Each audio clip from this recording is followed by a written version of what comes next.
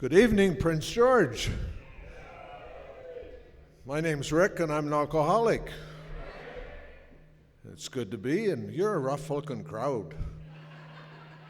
I love you all.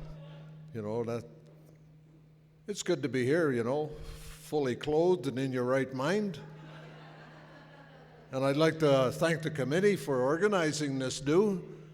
And, the Marriott, they put us, wife and I, up in the Marriott. That's a step up from the days when I used to drink and come down here. And it's not too far from the Connaught Hill.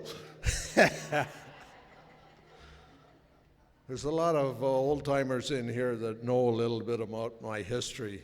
But for those of you who don't, I was born and raised in Northern Ontario. I grew up in an alcoholic home.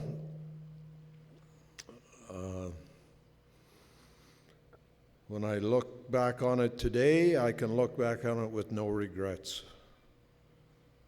There was a time in my life when I was full of hate and full of anger and full of everything for what my childhood had been. My dad was an alcoholic. He was a forestry engineer. We got into living in small communities in Northern Ontario. Because of his alcoholism, he was always getting passed on from one forest company to another. And I remember the first time that when I started school in a little place called Cormac, outside of Chapleau on the CPR Railroad. It was a Finnish community, a one-room schoolhouse and about 500 Finlanders. And I started going to this school, and quite early in my life, I learned how to hate. Being the only English kid in that school, go out in recess and get made fun of, get pushed around, get bullied, and consequently, the seeds of my ism were planted quite early. And later on, I found out my mom had talked to me one time, and she said, "Rick, you're adopted."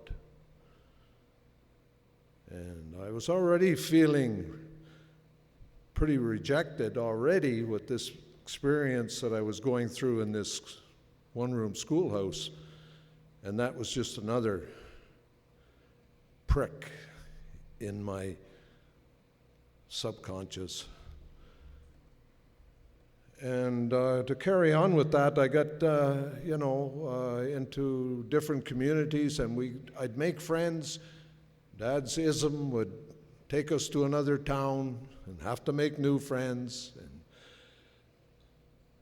finally, we settled down in a little place called Blind River, Ontario. And the first time I took a drink, I was 15 years old. There was a high school dance just about this time of year, a Halloween dance at the high school. And myself and Dougie Martin, we'd gone to the bootlegger, and we'd got a 26 ounce of Catawba wine. And we went out behind the gymnasium of the school and drank that. And the miracle began. Rick was no longer that scared little kid. I walked into the gym. I picked any of the chicks in the place. Want to dance? We'll dance. I went down to the pool hall where a guy I knew was down there that had been bugging me. Walked in the pool hall and beat him up. Went down to the local 17 restaurant where we all gathered, and got put in jail for drinking underage. First time I drank. Now, you would have thought that might have said, maybe I better not do that anymore. But not this alcoholic mind. I was hooked, because I remember going to school on Monday morning, and I cornered Dougie, and I said, Doug, Friday night, let's get 2 bottles. If half will do that for you, what would a whole bottle do? See, I was hooked. I was on that journey. Sometimes it's called the journey of no return. Anyway, to qualify for being in these rooms, I went down a lot of roads that I didn't want to go. I experienced a lot of things I didn't want to experience. I got in a lot of trouble with the law. I hurt the ones I loved the most. I remember at 17 years old, my mom and dad had taken me to this psychologist. Because every time I'd end up in trouble with the law, they'd have to bail me out, and every time they'd ask me why you did what you did, I'd say, because I was drunk. So I remember sitting in this room with the psychologist, and he came up with a profound statement of what was wrong with me. He says, you're psychologically maladjusted. I already knew that, but I also knew the cure. Give me a drink. I'd feel better. Never mind the consequences of the drinking. That didn't matter. The pain was worth the gain. To have those few moments of relief where you didn't feel hate and you didn't feel less than or all alone. And to travel down the journey of alcoholism, of course, we get into this area of life where, we're thinking of getting married. All my friends that I'd gone to school with, they were all in my 20s. By this time, they were all married. So I remember I started dating this girl, and her parents were raging alcoholics. And I remember spending Christmas in their house, and her mother hit her father over the head with a cast iron frying pan, and the blood was all over the place. And I'm sitting on the couch with Jeannie, and I said, babe, I'm going to take you away from all this. And she was, gullible enough to buy into it. This was at Christmas, and by New Year's, we were married. Our anniversary date was on January the 1st, and, we took off because neither one of our parents wanted us to get married. I was young. I didn't have a good job yet. I didn't have any training. And so we eloped, drove down this road, Highway 17, to a little place called Thessalon, and the circuit judge was the only guy that we could find to marry us. And he's the same guy I'd been up in front of about 17 times for drinking underage. And he looks at me and he looks at her and he says, how long have you known him? But he married us, and I'm not going to elaborate on that. I made that lady's life hell for 20 years. I'm not proud of what took place in those years, but it's part of my story. It's part of what happened, and that's what we do in these rooms. What happened, what it's like today. Anyway, I embarked on my parents had said, what are you going to do with your life? And of course, Mom and Dad, they had a few bucks. Well, I said, I'd like to fly.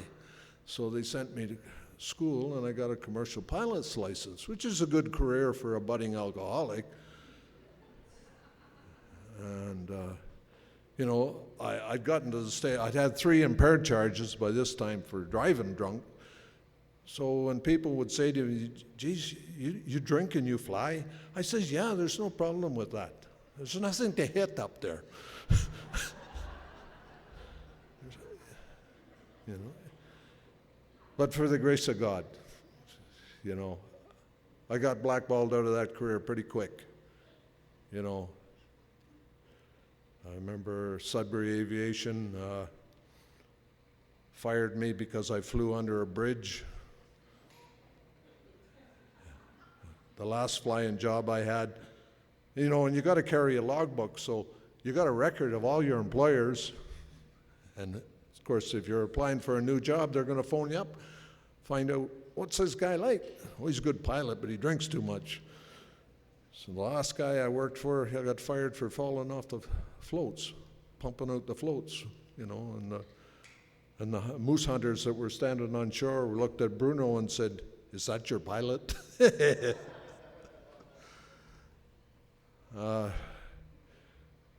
You know, but along the way, you know, that brings us up to another part of our disease, eh? The hate and the resentments and the fear and the loneliness. So Ontario became pretty small for me. So the last impaired charge I got, I had, you know, they basically said, don't call us, we'll call you. So I couldn't drive in Ontario anymore. I couldn't get a flying job anymore. So I said, well, there's one thing to do, take a geographical cure. I had a brother-in-law living out in Kitimat, BC, so away I went. Going to start all over. Everything's going to be great. I'll get away from all this BS around here. You know, this town's too small.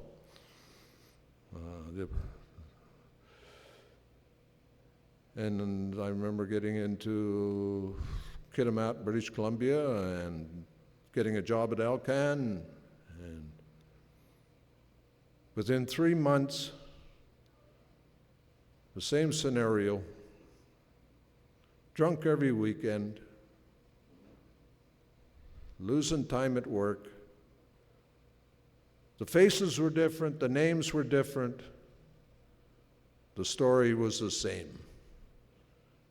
Rick had brought Rick to British Columbia.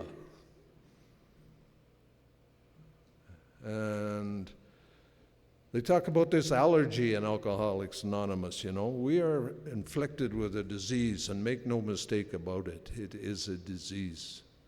You know, that psychiatrist that had told me at 17 years old that I was psychologically maladjusted, he was right. But he forgot the second half of the disease, the allergy of the body. Once I took a drink, there's not going to stop me. And I started going on these long benders.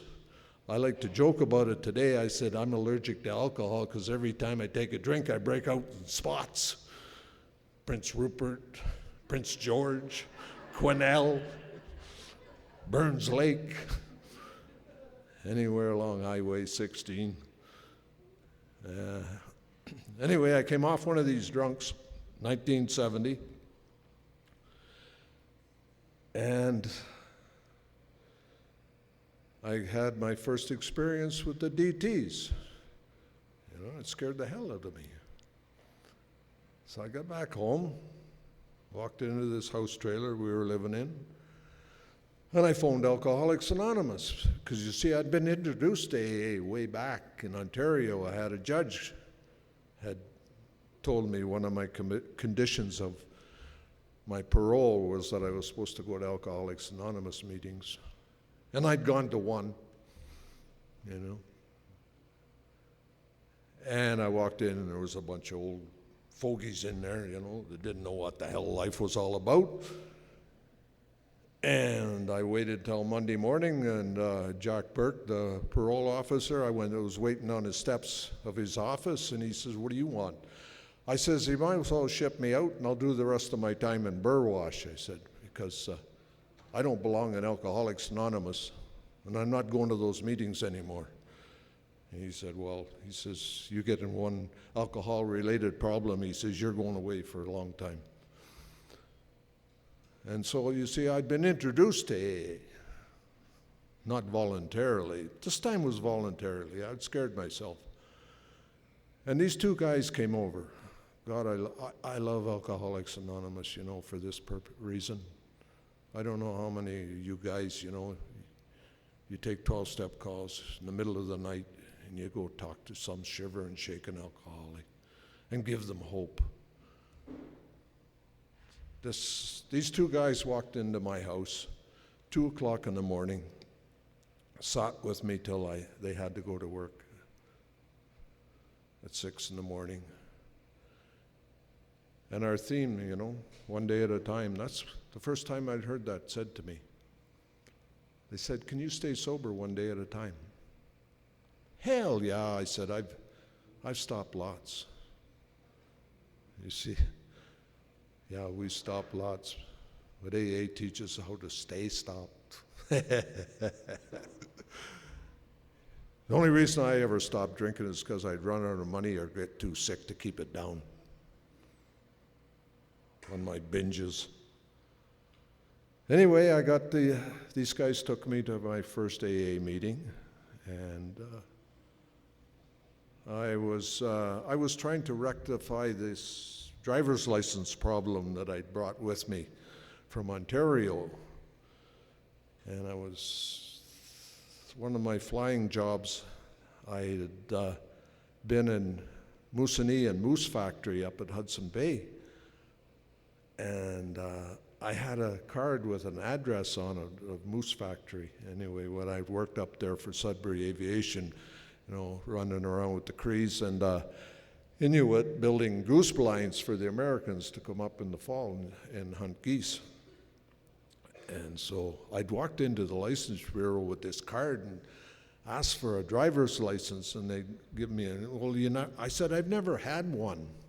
I said, I lived up in Moose Factory, and we didn't have roads up there. We just had dog sleds. Well, I got a license, till the first time I got it impaired in BC, and they found out that what was going on there, that I'd gotten a license under false pretenses. So anyway, this little church where they were holding AA meetings in the basement, and this little minister, he was a pretty good friend of AA. He'd sit in at our open meetings and everything, and I got to know him, the alcoholic and the con. I got to know him, because my parents had brought me up in the United Church, and this was a United Church, so I was playing this game that I get to know this guy, and then I sprung it on him. I said, "Do you think maybe you could send a letter down to Victoria and maybe put in a good word so I could get my driver's license back?" And he said, "Well, you've been coming to these meetings for quite a while. He seems to be doing pretty good, young fella." He said, "Yeah." I said, "I think I can." So he did, and I did. He did the letter. I got the license. Guess what? This was about 10 months into sobriety. I don't need Alcoholics Anonymous anymore. I forgot about the DTs. I forgot about all the hell I was causing in my marriage and in my home. That's the insanity of this disease. So that became a squirrel cage of 9 years in and out the doors of Alcoholics Anonymous. And each time it got worse. If there's new people in this room, man, stick around. Open your hearts, open your minds. And do what they ask you to do. There's no rules in here. But everything that's suggested in this big book of Alcoholics Anonymous is just like the sky jumper jumping out of a plane. It suggested you pull the ripcord. It's kind of suggested that we do that. So this book, it says in here, it is only suggestive. But don't make any mistake what you're dealing with. You're dealing with a disease that is deadly. And I consider myself very fortunate to be sitting in the rooms of Alcoholics Anonymous today. Because on that last drunk that I started on, the big book talks about that. It talks about that if we do not follow the suggested program that's outlined in here, the day will come, now I don't care how long you've been sober or how long you've been dry, the day's going to come along where we are going to have no defense against taking that first drink. It's written in here. That defense has got to come from a higher power. You see, I didn't have that. There was no big crisis that put me out back on the street again. There was no big crisis in my life, except half measures that availed me nothing. My home was in chaos. I did not know how to live sober. I did not know how to be a father to my kids. I didn't know how to be a husband to my wife. And I was in emotional turmoil and pain every day, and white knuckle in my sobriety. And so I was shaving this morning, and I looked at that face in the mirror, and I thought, if this is sobriety, it's bullshit.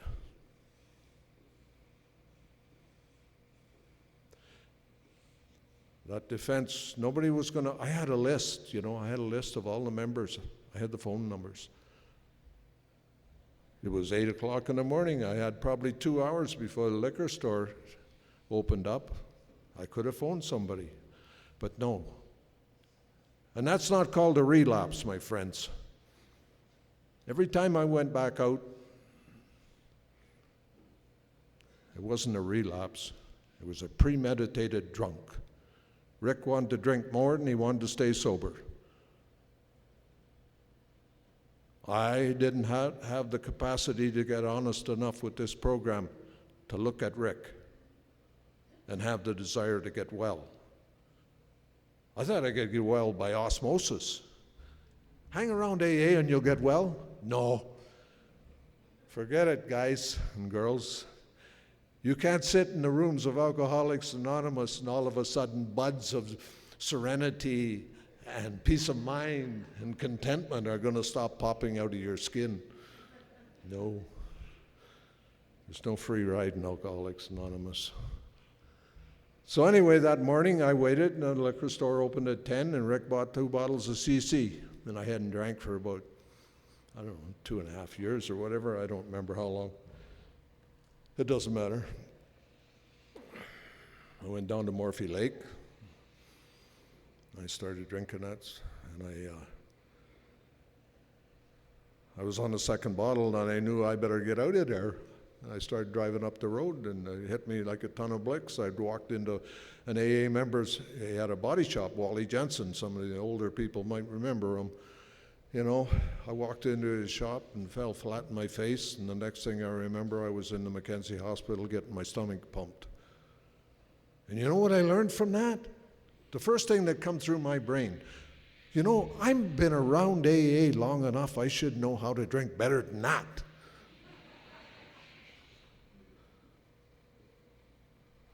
How far down do you want to go, man? So I got out of the hospital and I said, well, I'm going to stay away from the hard stuff. And I had a service station business by this time. I was financially doing well, I decided I'm going to drink beer because I can absorb a lot of beer and not pass out and still have function. So I'd started off with a few beer in the morning just to get me going. I had a pop machine with a big empty space in the shop, and I'd keep a case of 24 in there and suck on a few beer during the day just to keep me going,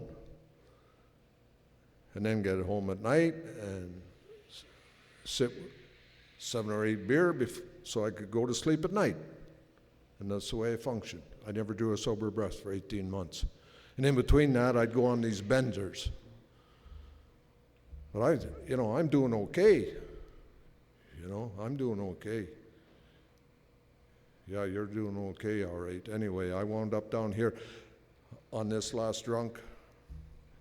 I remember coming down here, I'd come down and I'd have to get parts, or I'd have to do something for my logging equipment or whatever, and it was always a chance to go on a piss up. And I remember I'd go down and I'd start off at there were some nice bars in Prince George in those days, the Simon Fraser and the Inn of the North. And I was sitting in this cocktail bar. I just arrived. I'm a big shot from Mackenzie. I was waiting for a chrome place to chrome up one of my rams on one of my bunchers. So I have to stay overnight, of course. So I'm sitting in the cocktail bar in the Inn of the North,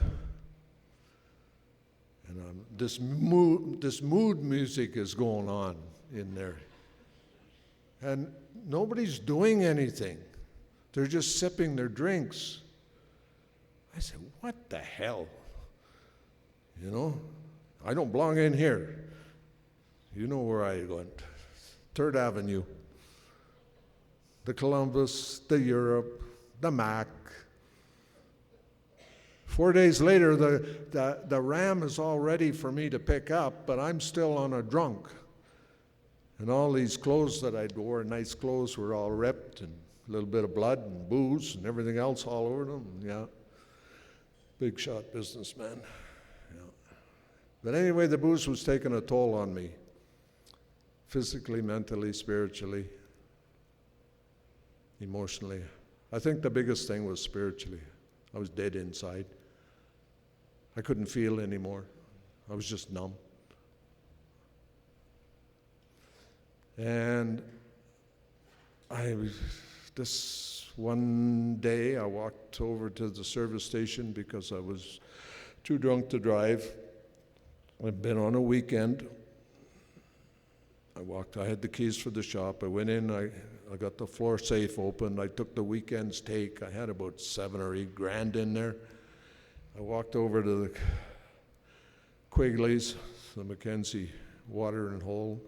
Lo and behold, I see another alcoholic in there. My old buddy Dale was there.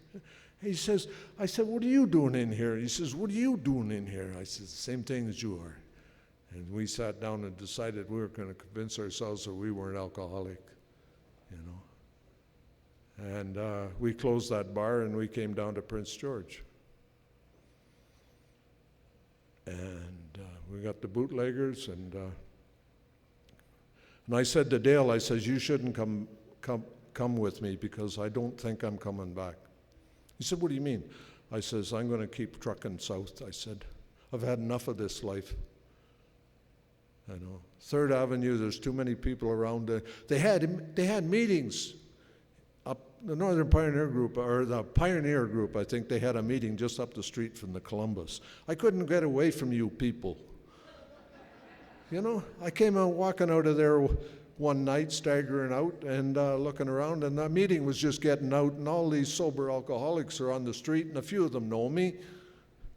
Are you having fun yet?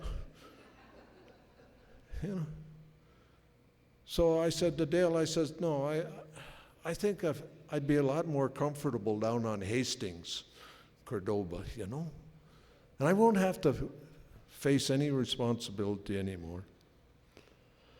Anyway, Dale and his brother-in-law went home.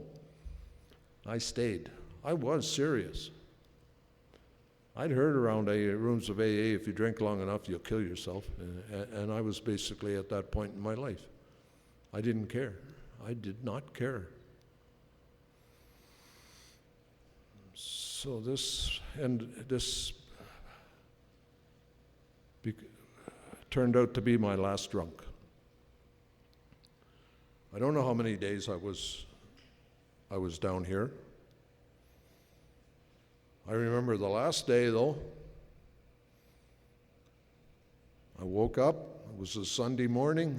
You know that song Johnny Cash sings, Sunday morning coming down? Man, I play that a lot.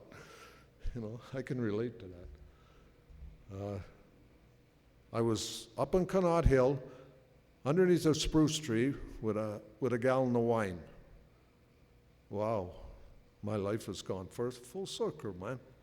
You know, I started off in Blind River, Ontario, with a drink of wine, and here I am today. How many years later? 30 years later? Not 30 years. I'd only drank 20 years in my life.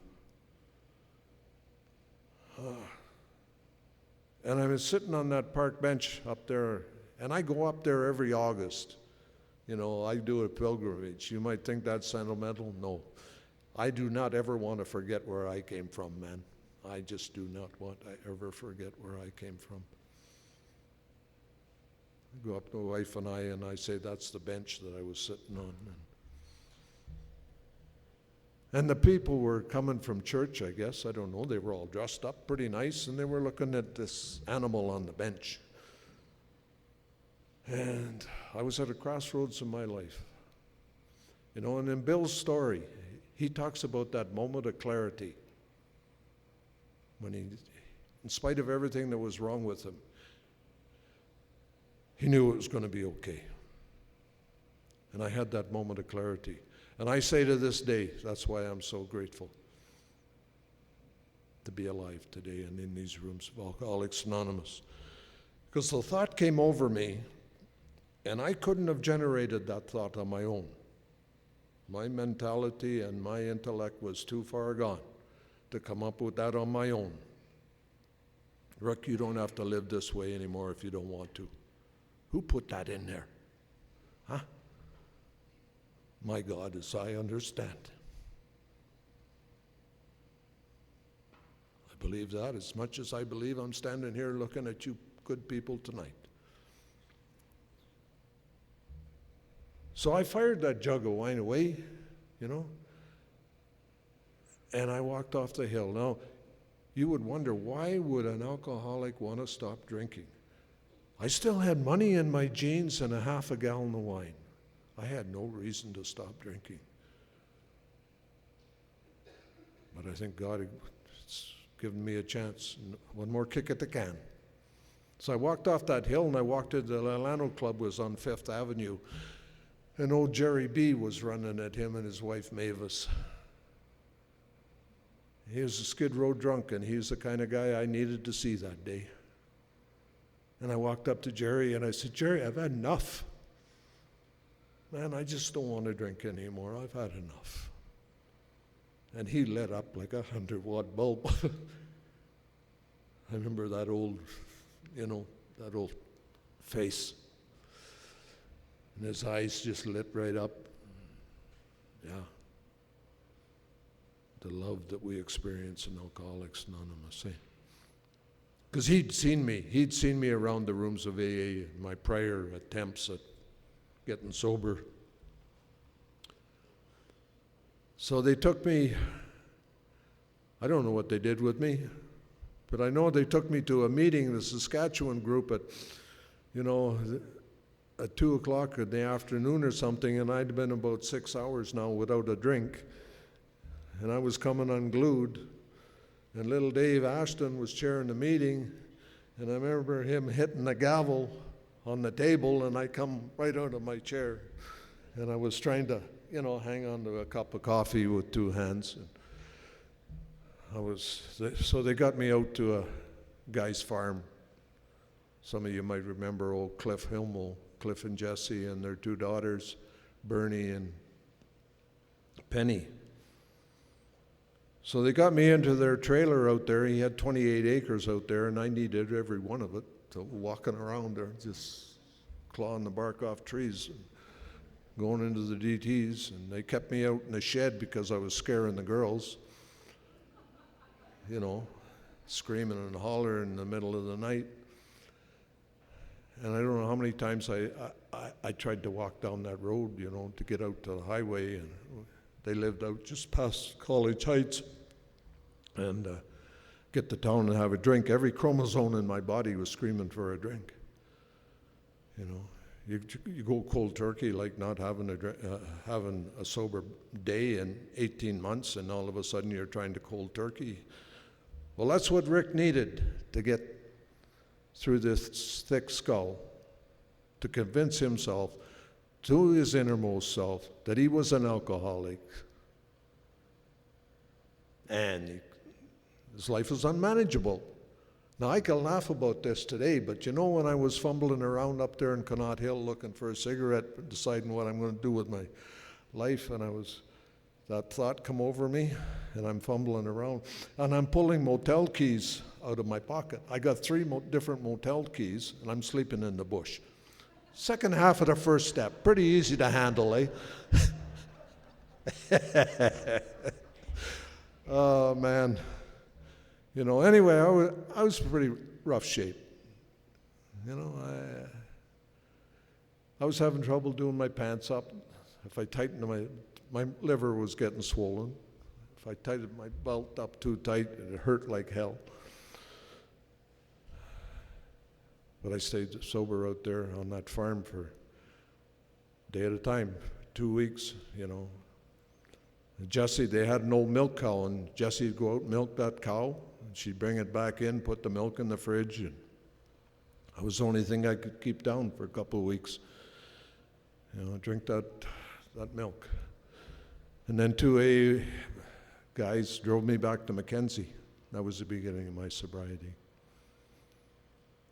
So that's my drunk-a-log, and that's how I got into the doors of AA. And here I am, August 27, 1979. I haven't had a drink since that day. You know, and I don't say that to impress you, because you don't need to be impressed. You know where I come from. You've been there, you've done that. That's what I love about these people. I don't have to be afraid of impressing you, because I don't care what you think of me. It's what I think of you that counts. I see young people in here, I see old people in here, I see people I haven't met before, you know. I think I got conned into this speaking bit.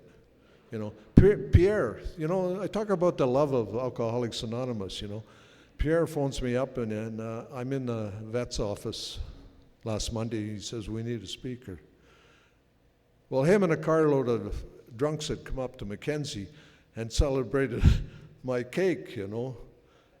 Like, how do you say no to that kind of love? You know, you can't. And Pierre used that. He's a con. I wouldn't have said no anyway. I don't care. See, my life has gone full circle, man, you know. My life has gone full circle. My 66 years of roundups in Prince George, eh? Crazy, you know. And I've had the pleasure of knowing so many of you people.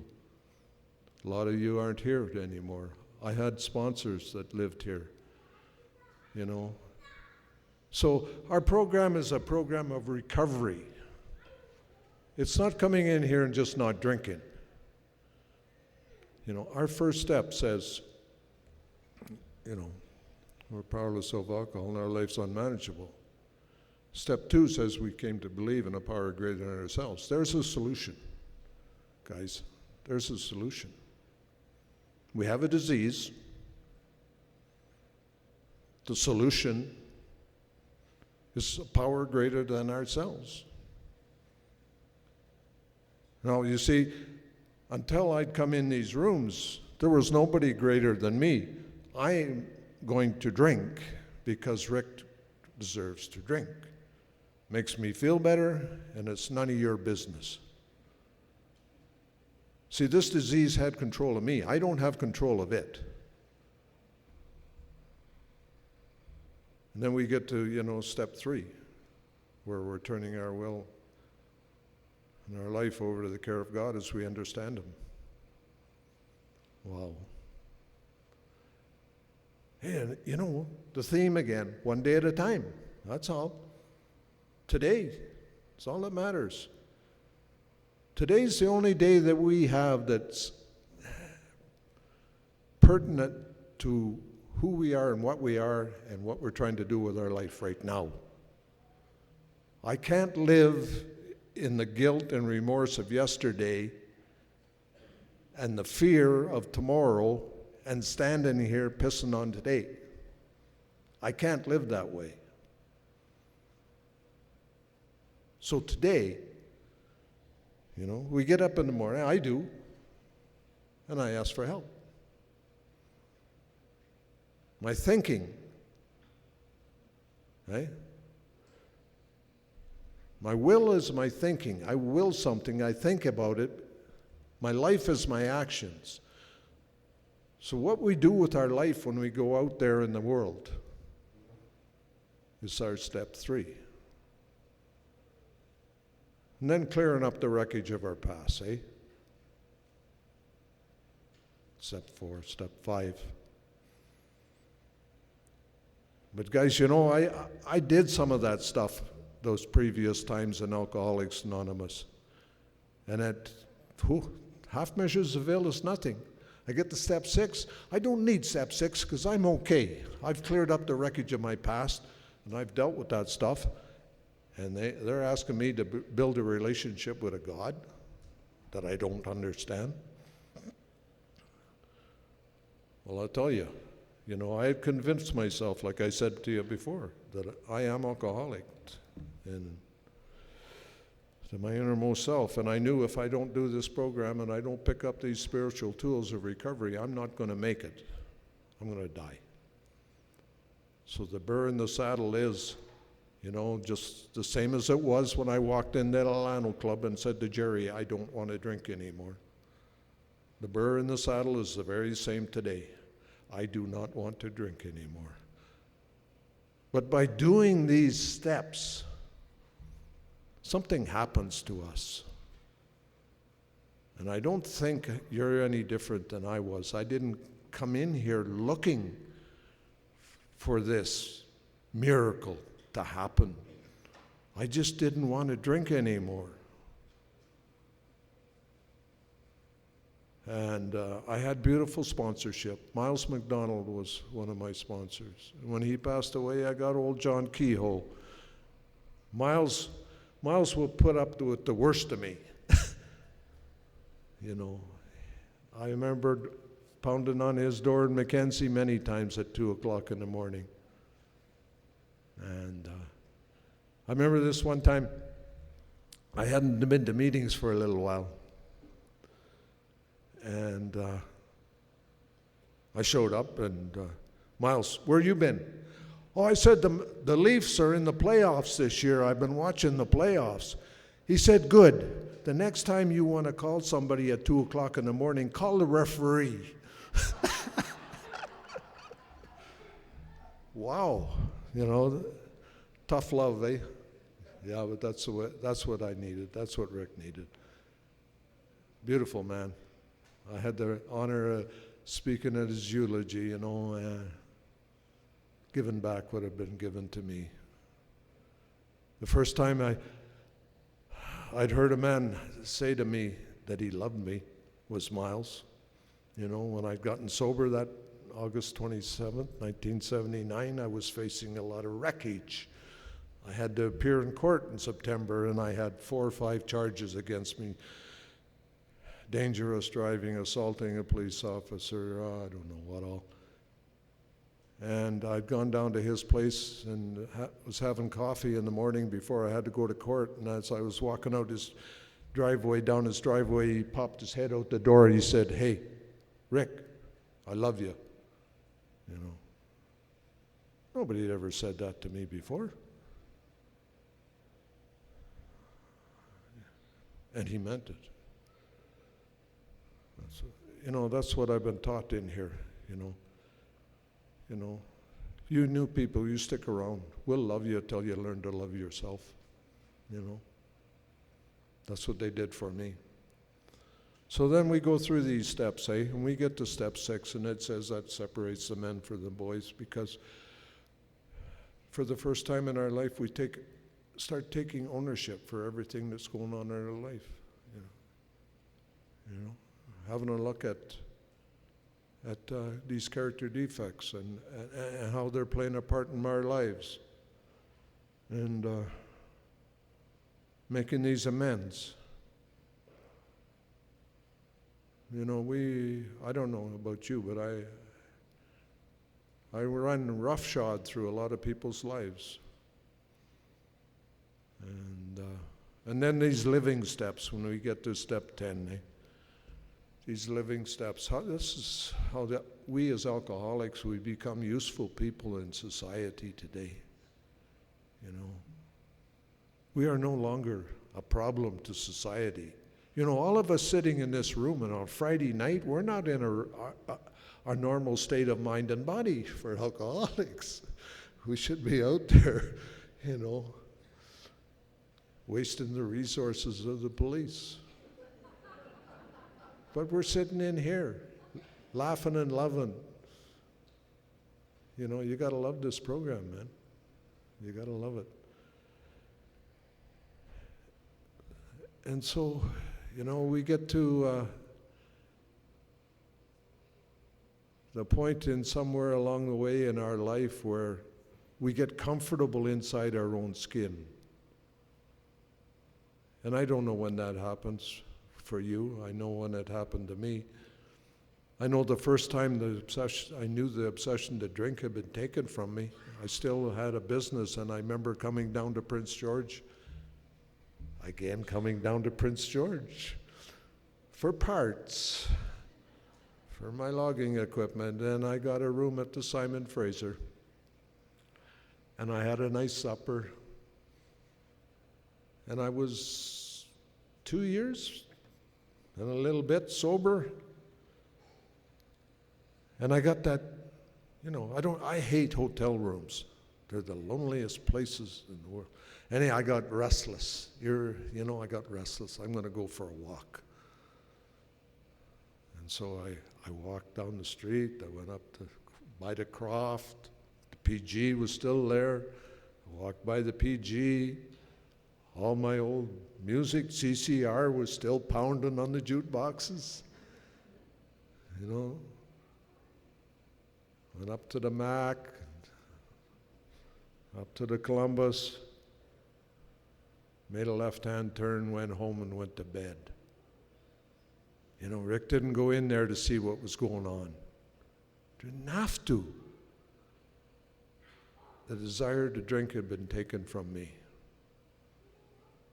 It does not mean I haven't thought about it from time to time. We're going to go through trials in sobriety. We're going to have to face things that we've never probably ever faced in our life before. I had to face a divorce 6 years into sobriety. I had to face a bankruptcy in business. I had to face a lot of things that sure as hell wasn't my will being satisfied in these situations, but yet Rick didn't have to drink at them. And I kept looking for the solution, and I kept going to my sponsors. And I kept talking about what I was feeling and how I was hurting, and that this too will pass. You know, so today you sit in rooms of AA, and I say to myself, you know, I just celebrated 45 years of sobriety. Wow. You know, amazing, but yeah, thanks guys. But it don't mean a pinch of coon shit if I'm not using it, you know. If I don't associate with you people and trudge this road and walk with you and share your experience and strength and hope, then it's not worth nothing. It's not worth anything. I've seen so many miracles in AA, I just keep coming back to see them more, you know. I just love to, you know, see people get well in this program.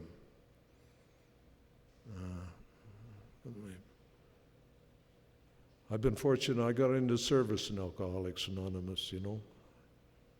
That was one of my sponsors. He dragged me down from Mackenzie, and he says, you're going to get involved in District 56. Oh, okay. So I did, and became the GSR of the group, came down here and came to all the district meetings, became alternate DCM for a while. And, I found out what I was looking for, When I came into AA the first time, I looked around and you want what we have, and are you willing to go to any length to get it? When I first came to AA meetings in Mackenzie and I walked into the room, in the parking lot there were Oldsmobiles, Buicks,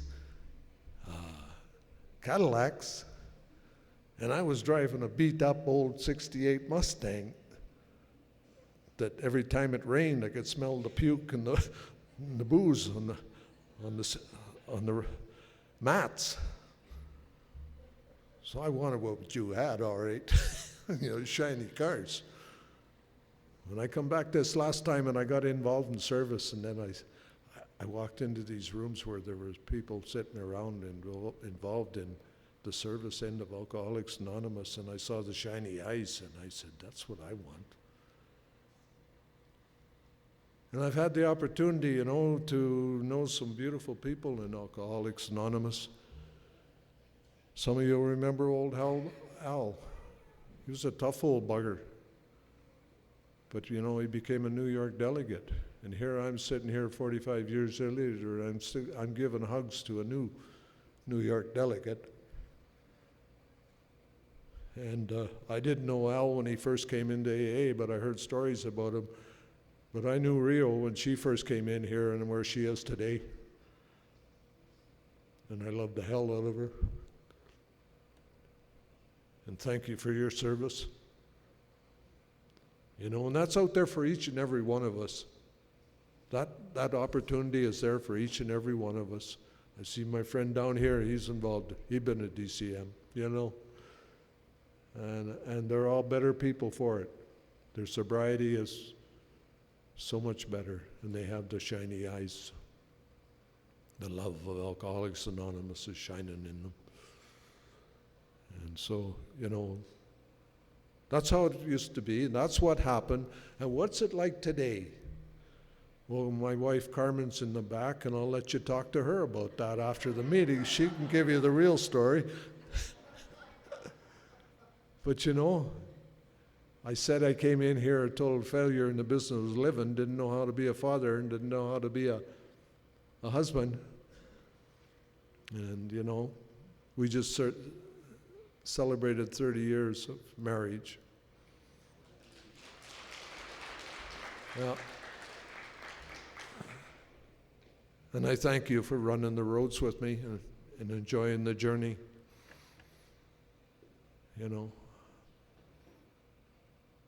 And, when we first got married, her two girls came over from the Philippines, and one of them had to go back because she was over 19, and the youngest one stayed with us and became part of our home.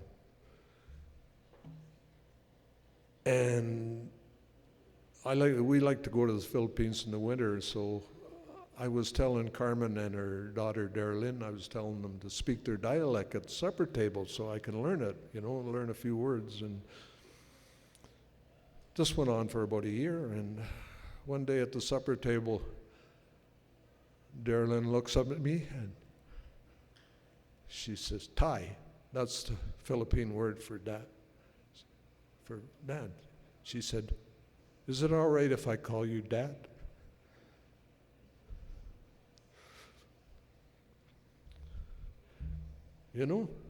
This kid that was adopted, now there's a kid adopting me as her dad. Tell me there's no God in this world. It was an affirmation that maybe I'm doing something right. I know today how to be a father.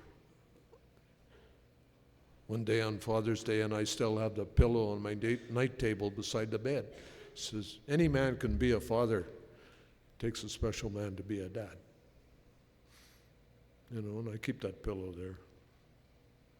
These are the rewards of Alcoholics Anonymous. And I can't thank you enough.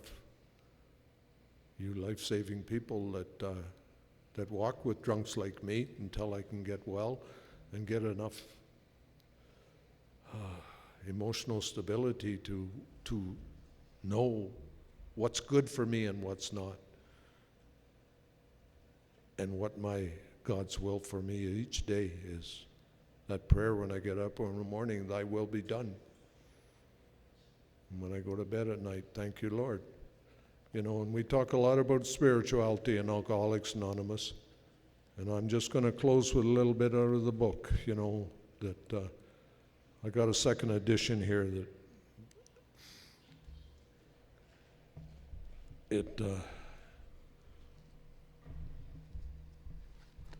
for people that are thick-headed like me. And it says, most of us think this awareness of a power greater than ourselves is the essence of spiritual experience. Our more religious members call it God consciousness. Most emphatically, we wish to say that any alcoholic capable of honestly facing his problems in the light of our experience can recover, provided he does not close his mind to all spiritual concepts. He can only be defeated by an attitude of intolerance or belligerent denial. We find that no one need have difficulty with the spirituality of the program. Willingness, honesty, and open-mindedness are the essence of recovery, but these are indispensable.